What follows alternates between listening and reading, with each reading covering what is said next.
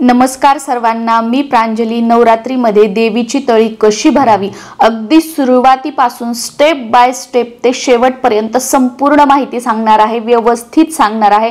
त्याच्यामुळे तुमच्या सगळ्या प्रश्नांची उत्तरे जी आहेत ती तुम्हाला याच व्हिडिओमध्ये मिळून जातील। आणि त्याचबरोबर हा प्रश्न बऱ्याच वेळेला विचारला जातो की तळी कधी भरायची असते, तर हे बघा, हे जे आहे ते पारंपरिक तुमच्या कुळाचाराप्रमाणे तुम्हाला ठरवायचं आहे। जसं की तुमच्याकडे जर नवमीला घट हलवले जात असतील, घट उठत असतील आणि तुमच्याकडे अगोदर तळी भरली जाते आणि नंतर घट हलवले जातात, नैवेद्य दाखवला जातो, तर तशा पद्धतीने त्या वेळेलाच तुम्हाला तळी भरायची आहे। आणि बऱ्याच जणांकडे काय केलं जातं की दसऱ्याच्या दिवशी संध्याकाळी देवीची तळी भरली जाते, तर तुमच्याकडे जी पद्धत आहे त्या पद्धतीने तुम्हाला करायचं आहे। आणि तुमच्याकडे दसऱ्याच्या दिवशी म्हणजे दशमीला घट हलत असतील आणि घट हलवण्याच्या अगोदर तळी जर तुमच्याकडे भरत असतील तर त्या पद्धतीने तुम्हाला करायचं आहे। आणि नंतर भरत असतील दसऱ्याच्या दिवशी रात्री, तर अगोदर घट वगैरे तुमचे सगळे आपले हलवून घ्यायचे, देवपूजा वगैरे सगळी करायची आणि दसऱ्याच्या दिवशी संध्याकाळी तुम्हाला तळी भरायची आहे। तर ह्या दोन गोष्टी क्लिअर झाल्या, हे तुमच्या कुळाचाराप्रमाणे तुम्हाला करायचं आहे। आता दुसरा प्रश्न अजून एक मेजर विचारला जातो, तो म्हणजे की तळी भरण्यासाठी ना 5 मुलं किंवा 5 माणसं जे असतात, आपले शेजारी पाजारी असतील किंवा आपले नातेवाईक असतील किंवा तुमच्याच घरामध्ये तुमचे चुलत काका वगैरे हे सगळे मिळून 5 मुलं किंवा 5 माणसं जी असतात ती बोलवली जातात। तुम्ही 5 पेक्षा जास्त 7 9 हे पण बोलू शकता, पण कमीत कमी 5 जण बोलवले जातात आणि तळी भरली जाते। पण आता एवढे तुम्हाला मिळाले नाही, 5 पुरुष तुम्हाला मिळाले नाही किंवा 5 मुलं तुम्हाला मिळाले नाही, मग अशा वेळेला तुम्ही घरातील महिला आहात, तुम्ही स्त्री आहात, तर तुम्ही सुद्धा हे करू शकता। बघा, काहीही न केल्यापेक्षा काहीतरी केलेलं बरं, म्हणजे हा कुळाचार आपण केला हे महत्त्वाचं आहे। त्याच्यामुळे तुम्ही एकटी महिला असाल तर तुम्ही सुद्धा करू शकता, किंवा तुमच्या घरातील तुमचे मिस्टर असतील, तुमचा मुलगा, तुमच्या घरातील हे एक दोघं म्हणजे पुरुष मंडळी असतील, त्यांनी केलं तरी सुद्धा चालतं किंवा तुमच्या मिस्टरांनी केलं तरी सुद्धा चालतं, काहीही हरकत नाही। शेवटी काय बघा, आपण व्यवस्थित सगळ्या गोष्टी करण्याचा प्रयत्न करतोय। मग एखादी गोष्ट इकडे तिकडे झाली आणि काहीही न करण्यापेक्षा, तो कुळाचार राहू देण्यापेक्षा केलेला बरा, म्हणून गोष्टी ज्या आहेत त्या आपल्याला व्यवस्थित करायच्या आहेत। आता सुरुवात कशी करायची, जेव्हा आपण देवीची तळी भरत असतो तर त्यावेळेला नवी कोरी एखादी सतरंजी असेल किंवा चटई असेल ती तुम्हाला टाकायची आहे। कुठे टाकायची आहे, ज्या रूम मध्ये, ज्या खोलीमध्ये तुम्ही घटस्थापना केलेली आहे तिथेच तुम्हाला देवीची तळी जी आहे ती भरायची आहे। खाली फरशीवर वगैरे करू नका, काहीतरी टाकायचं आहे, कारण जे 5 जण वगैरे जे मुलं येणार आहेत किंवा जे माणसं येणार आहेत पुरुष मंडळी, तर ते त्याच्यावर बसलेले पाहिजेत आणि त्यांच्या मध्यभागी आपली जी तळी जी आहे, जे तामण वगैरे आहे ते ठेवायला पाहिजे। आणि जर तुम्ही एकटेच करत असाल तर तुम्हाला सुद्धा बसायला आसन घ्या आणि ते ठेवण्यासाठी समोर तामण वगैरे, त्याच्यासाठी तुम्ही एक पाट आणि त्या पाटावर वस्त्र किंवा खाली तुम्ही वस्त्र ठेवलं तरी सुद्धा चालू शकतो। आता ही तळी भरण्यासाठीच्या सुद्धा 2 पद्धतीने केलं जातं। म्हणजे बऱ्याच जणांकडे काय आहे की जे आपलं घटामध्ये ठेवलेला जो आपला कलश आहे नारळासहित, तोच तांबणामध्ये ठेवला जातो। तुमच्याकडे तशी पद्धत असेल तर तुम्ही तसंच करा। बऱ्याच जणांकडे काय केलं जातं की जे म्हणजे घटस्थापना, घट हलवण्याच्या अगोदर केलं जातं, त्यांच्याकडे काय की तामण घेतलं जातं, तामणामध्ये 2 दिवे ठेवले जातात आणि त्याच्याने आपण तळी जे आहे हे करत असतो, देवीचा जय जयकार करत असतो। आणि बऱ्याच जणांकडे काय आहे की जो घटामधला कलश आहे तो तसाच तिथे ठेवला जातो आणि दुसरा कलश घेतला जातो। तर तुमच्याकडे कशा पद्धतीने यापैकी केलं जातं किंवा याच्या व्यतिरिक्त अजून तुमच्याकडे काही पद्धत असेल तर त्या पद्धतीने सुद्धा तुम्ही करू शकता, काहीही हरकत नाही। आपल्या कुळाचाराप्रमाणे, आपल्या घराण्यातील रूढी परंपराप्रमाणे जे आपण करतो ते योग्य आहे, कारण आपल्या घराण्यातील ज्या रूढी परंपरा आहेत त्या पूर्वीपासून, आपल्या पूर्वजांपासून पूर्वापार त्या पिढ्यानपिढ्या चालत आलेल्या आहेत, म्हणून तीच गोष्ट जी आहे, तीच पद्धत जी आहे ती आपल्याला फॉलो करायची आहे। आता सुरुवातीला काय करायचं की जे 5 जण आपण बोलवलेले आहेत ते सतरंजी किंवा चटईवर गोल बसायचं आहे आणि जे 5 पुरुष मंडळी किंवा जे 5 मुलं आलेले आहेत, सुरुवातीला त्यांना कपाळाला गंध लावायचा आहे। तुम्ही स्वतः करणार असाल तर स्वतःला हळद कुंकू लावून घ्यायचं आहे, तुमचे मिस्टर मुलं घरातले करत असतील तर त्यांना सुद्धा गंध लावून घ्यायचा आहे। आणि आपलं जे तामण आहे त्याच्यामध्ये कलश ठेवलेलं किंवा तुमच्याकडे दिवा ठेवत असतील ज्या पद्धतीने किंवा घटासमोरचं जे असेल ते तुम्हाला मध्यभागी ठेवायचा आहे त्या 5 जणांच्या, किंवा आणि आपण एकटेच करत असू तर आपल्या समोर ठेवायचं आहे. जे आपण त्याच्या तळीसाठी आसन घेतलेलं होतं ना, ते हे करायचं आहे. आणि त्यानंतर त्याच्याही अगोदर आपल्याला या नवरात्रीच्या 9 दिवसांमध्ये जी काही आपण आपल्या कुलदेवीची सेवा केली आहे ती अगदी मनापासून केलेली आहे. आई आता आमची तुळजाभवानी आहे तर माझ्या तोंडामध्ये तुळजाभवानी येतं, तुम्ही तुमच्या देवीचं नाव घेऊ शकता की आई तुळजाभवानी.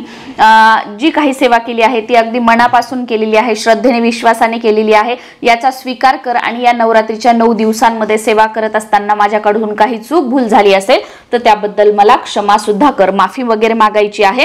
आणि त्यानंतर तुमच्या देवीचा जय जयकार करत तुम्हाला ही जी आतली जी तळी आहे ती आपल्याला 3 वेळा, 5 वेळा किंवा 7 वेळा, तुमच्याकडे ज्या पद्धतीने पद्धत आहे किती वेळा उचलली जाते तर तेवढ्या वेळा तुम्हाला उचलायची आहे. आणि ती उचलत असताना तुम्हाला जय जयकार करायचा आहे. आता हा जो जय जयकार आहे देवीचा, हा सुद्धा प्रत्येकाकडे वेगवेगळा करण्याची पद्धत आहे. जसं की मी तुम्हाला सांगते, आमच्याकडे काय केलं जातं की आई राजा उदो उदो, सदानंदीचा उदो उदो, तुळजा भवानी माता की जय, आई राजा उदो उदो, सदानंदीचा उदो उदो, बोल तुळजा भवानी माता की जय. तर ती तळी उचलताना हा जो जय जयकार आहे तो करायचा आहे. बाकी तुम्ही हाच करावा असं काही नाही, तुमच्याकडे काय म्हटलं जातं ते तुम्हाला म्हणायचं आहे.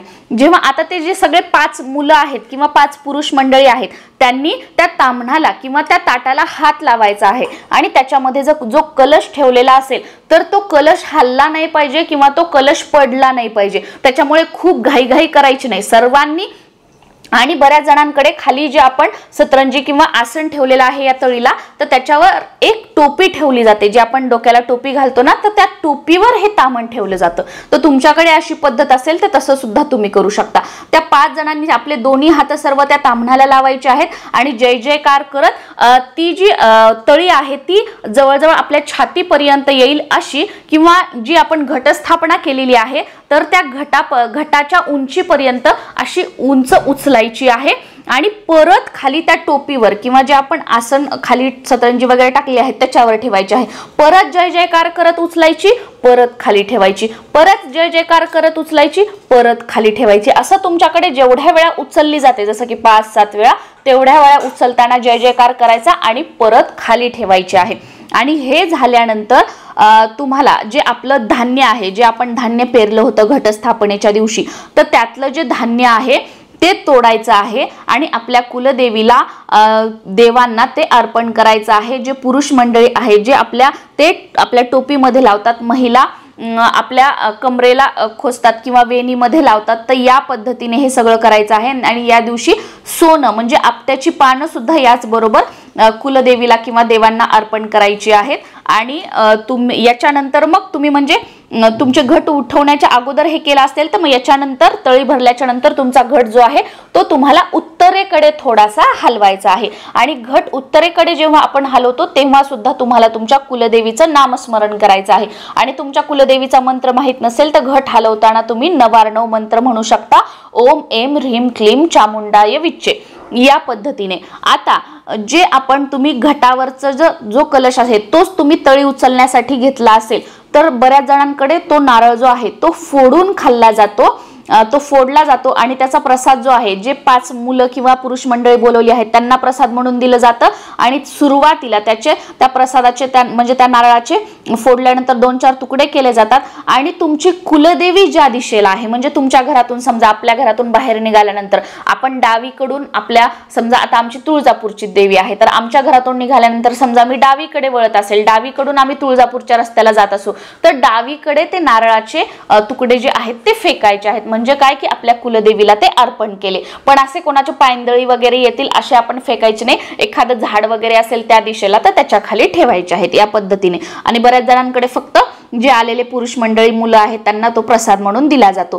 पण असं म्हटलं जातं की हा जो नवरात्रीमध्ये कलशावर ठेवलेला जो नारळ आहे तो खाऊ नये, तो विसर्जित करावा.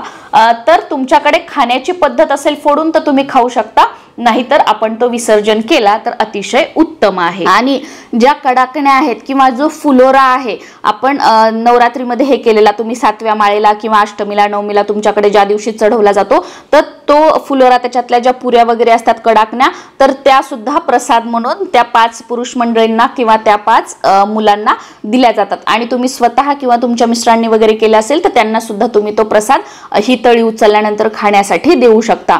आणि तुम्ही जर दसऱ्याच्या दिवशी संध्याकाळी तळी उचलत असाल तर सकाळीच आपले घट वगैरे हलवलेले असतील, घट उठवलेले असतील, तर संध्याकाळी या पद्धतीने फक्त तुम्हाला तळी भरायची आहे.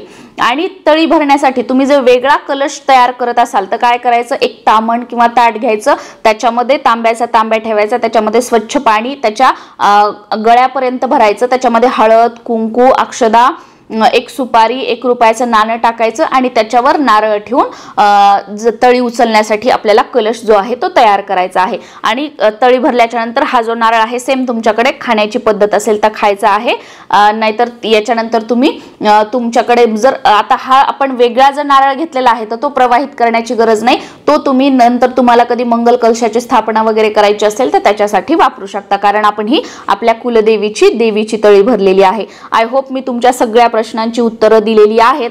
आणि तळी भरल्याच्या नंतर जर तुमच्याकडे घट हलवले जात असतील तर घट हलवायचे आणि आरती जी आहे सुरुवातीला गणपतीची करायची, त्याच्यानंतर दुर्गे दुर्गट बारी तुझविन संसारी ही देवीची करायची आणि त्याच्यानंतर जी आपली नवरात्रीची जी आरती असते तर ती तुम्हाला करायची आहे. आणि देवपूजा जी आहे ती घट हलवल्याच्या नंतर आपल्याला देवपूजा करायची आहे.